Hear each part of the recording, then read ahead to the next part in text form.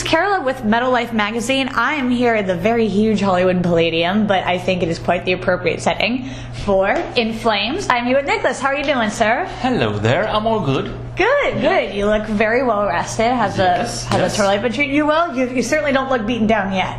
No. Definitely not. I mean, over here in LA, it's summertime for us. I mean, this kind of weather is very exotic because back home right now up in Scandinavia, it's freezing cold. Yeah. Polar bears on the streets and everything. You're not lying to me, are you? Come on. A little bit, baby. You'd be able to tame it, right? Yeah. I guess with an axe and a thick Swedish accent. You found it here. I didn't know when Flames was becoming a circus act. Niclas the polar bear tamer. Yeah, that's cool. I can see that. Yeah. I can see that. That's almost like a cartoon kind of stuff. Seriously? Yeah. Hey, that's an idea. Something going. There's an idea. Yeah. You know, something cool about this LA show too is that you guys are live streaming this event. You guys a little bit nervous for the live stream, or have you done, because you've done a few live DVDs and videos and stuff like that, so is it pretty much no pressure for you? You can think of it two ways. I mean, we did one of those back home in Europe. We did a thing called a Rock Palats. It's a huge in Germany.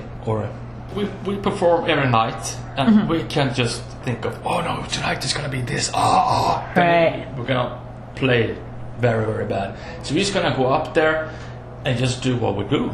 Right. And I believe in that, and I think we're gonna do it in a Motorhead kind of style. You just go for it, bang. That's the only way to go for it. How did you get about to do the live streaming? Is it something that Sony brought up, or was it something that you guys had the idea to do? I think it was some kind of a business suits kind of stuff. You guys need to do this. Come on. So we talked about you touring during the holiday season, and at least here in America, I'm pretty sure all around the world, it's one of the worst times to really be traveling. So do you find like the holiday season for you, is it like the best time to tour? Is it the worst time to tour? Is it really like any time of the year? No, I'm getting a little bit anxious, a little bit afraid, because we are flying home from Toronto, and we're supposed to be home on the 23rd of December. Yeah, that's kind of dangerous to close to Christmas. Yes, exactly. No, this delay. It won't happen. Otherwise, I will break down. Yeah, airports aren't the funnest place to sleep either. No, it isn't. It sucks. What is that you've got there? That's called snooze. What is it? Snooze. And what is that? You have this chewing tobacco here, you know. Okay, yeah. Spit. Yeah. This is instead of smoking. All the football player, basketball player, and ice hockey players back home do snooze. But they kind of like tea bags. Yeah, you can call it tea bag. You have to do your own kind of. Oh, okay. So you can wrap it with that then. Yeah. Very interesting. Yeah, well, I'm definitely learning a lot of things today. Thank you, Niclas. Seriously. You guys just got announced for the Rock on the Range lineup. Yeah. And something really interesting and there's a lot of people who don't really like hard rock mixing with heavy metal, or they say, oh, why is Linkin Park higher than Anthrax, this and that? I mean, if you were a concert goer and you saw that kind of lineup, would you be so adamant about your hard rock and heavy metal having to have a separation, or do you think that the merging of them is good? Because a lot of people seem to have differing opinions on that.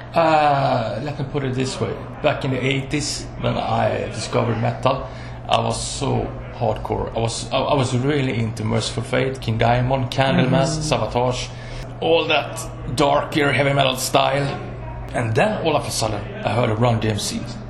Wow, this is so cool. I would love it, but I can't admit I love it. I was 12, 13, 14, something like that. And I think those persons who make those comments are at that period of time in their lives. 14 years old. Oh, Linkin Park sucks. I'd rather go for Anthrax. But now I'm 42. And of course, Linkin Park, cool band. Rather go with Charlie Benante and Scott Ian. Right. Yeah. There you go. That's fine. Yeah. Good. I mean, and for me, a good song is a good song, whether it's Depeche Mode or David Vincent and Morbid Angel. It doesn't matter. It's a good song. Yes, absolutely. I agree. Now, another thing that I noticed about you guys in Flames is that you really just can't cope. As busy as In Flames keeps you, there's no way I think you guys would be able to cope without having something on the side to do. Yeah. So I want to know, especially for you, you've been doing a lot of work with Engel, and you've kind of gone to promoting that, which what I've heard sounds amazing, to be honest with you. So I mean, what is your unique reason for lining up and forming this side project? I find a lot of bands have different reasonings behind it. Yeah, it's actually a band. We just put out a new album like a week ago or something like that. It's called the Raven Kings. And highly recommend it, and it will be out here in the States in 27th of January. It's really good, and we got a new video out on the song Salvation. Good, yeah. I hope we can bring over Engel over here, because I think that people will really embrace the band and really like the band. Because how would you describe the direction for people who haven't heard of Engel? How would you describe the direction as opposed to what you guys are doing here in Flames? Hard-hitting riffage with sharp edges, catchy songs with some industrial influences to it, and amazing vocals. I really love his vocals. Talking a little bit about Siren, and actually just kind of something that I noticed. I usually try to find a theme with all the bands on this lineup right now, and something that I noticed, and I hope you don't take offense to this, is that each new album from each band, In Flames with Siren Charms, and then you've got Opeth, Appeal, Communion, Red Fangs, Whales, and Leeches. People, it's been an overall positive response, but people also have not been afraid to express their negative reviews on it. And for me, I think that comes from people not wanting things to change. Like, I've seen so many things about we want the old In Flames back. So what about you? Are there sometimes where you wish for the old In Flames back, or where you just have no regrets about where you went with Siren Charms? You have to think of it as we are musicians. We want to be on the move, and we want to express our music, our feelings, our band. And you have to think that this time we actually moved the whole recording to Berlin. I will play recorded album at Hansa Studio, which is an old famous studio. Really reputable studio for more than metal. Exactly. Not even metal artists, really. It's like David Bowie's U2, Pop, Divo and such. But you can feel that vibe within the walls and within the house of Hansa.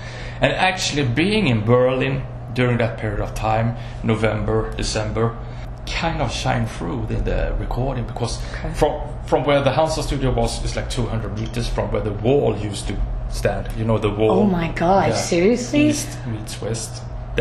Wow. And this doomy, gloomy vibe, you know, the fall is over, it's turning into winter, but it haven't snowed yet. It's cold and eerie, you know, that kind of vibe. And that vibe is in the album of Siren Charms. It's a very, very interesting album if you think of it that way.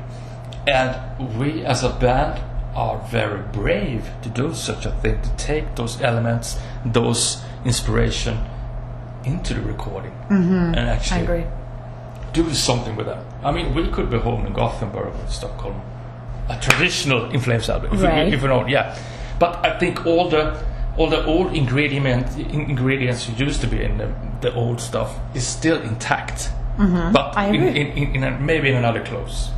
A little bit, because of all this experience while recording the album. Right, and two, I think there's one thing to be said where, as much as Old In Flames is amazing, that's a completely different period of your life, you know? Yeah. And I feel like as particularly bands like In Flames and Opeth get older, like physically and however long the band's been around, you start to become a little more introspective.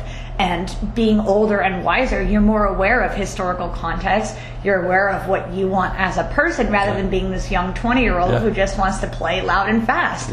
So really, I mean, I hope the people who are listening to this who maybe didn't find Siren Charms to be the best In Flames album can take this perspective of yours and kind of try to be introspective with it themselves. I think that's a very good take on it. I mean, music is just wonderful. I mean, music is a global language, and everybody can embrace it or just hate it.